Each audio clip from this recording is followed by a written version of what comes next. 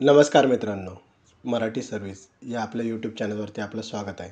आज आपण पाहणार आहोत उत्पन्नाचा दाखला घर बसल्या कसा करायचा, त्यासाठी कोणती कागदपत्रे आणि कोणती प्रक्रिया पार पडणार आहे, यासाठी लागणारा कालावधी जाणून घेणार आहोत. चला तर सुरू करूया. आपले सरकार सेवा पोर्टलवरती सर्वप्रथम लॉग इन करून घ्या. त्यानंतर सर्च बारमध्ये इन्कम सर्टिफिकेट किंवा उत्पन्नाचा दाखला सर्च करून ऑप्शन सिलेक्ट करा. नंतर सर्व्हिस या लिस्टमध्ये इन्कम सर्टिफिकेट डॉक्युमेंट तुमच्या समोर आहे, त्या पद्धतीने डॉक्युमेंट सिलेक्ट करून स्कॅन करून ठेवा.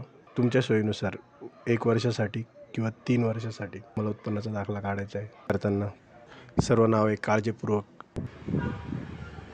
त्यानंतर आधार कार्ड नंबर टाकून संपूर्ण ॲड्रेस टाका. त्यानंतर सर्व तालुका, विलेज आणि पिनकोड नंबर टाका. त्यानंतर फॅमिली मेंबर्स या कॉलममध्ये फॅमिली एज्युकेशन डिटेल्स ॲड करा.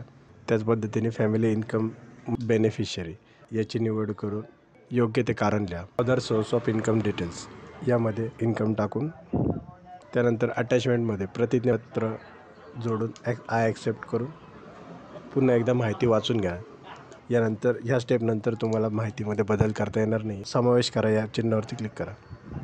यानंतर तुमचा ॲप्लिकेशन नंबर जनरेट होईल. अपलोड डॉक्युमेंट यामध्ये तुम्हाला फोटो अपलोड करायला लागणार आहे, जो की 160 पिक्सेल बाय 212 पिक्सेल या पद्धतीने 20 KB तुम्हाला अपलोड करायला लागणार आहे.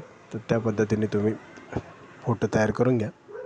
त्यानंतर आधार कार्ड ते सुद्धा 75 KB ते 500 KB या दरम्यानच असावं. या पर्यायावरती क्लिक करून चूज फाईल करून अटॅचमेंट करून घ्यावे.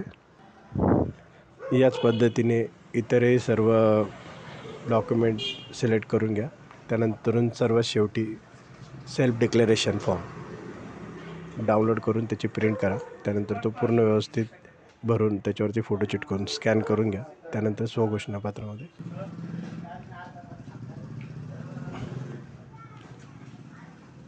सर्व डॉक्युमेंट व्यवस्थित अपलोड केल्यानंतर अपलोड डॉक्युमेंट्स या पर्यायावरती क्लिक करा. सर्व डॉक्युमेंट अपलोड झाल्यानंतर your document is save successfully असा मेसेज येईल. त्याला ओके करून मेक पेमेंट या पर्यायावरती क्लिक करा. पेमेंट सक्सेसफुल झाल्यानंतर तुमचा फॉर्म सक्सेसफुली सबमिट होईल. आता तुम्ही सहजपणे उत्पन्न दाखला अर्ज सादर करू शकता.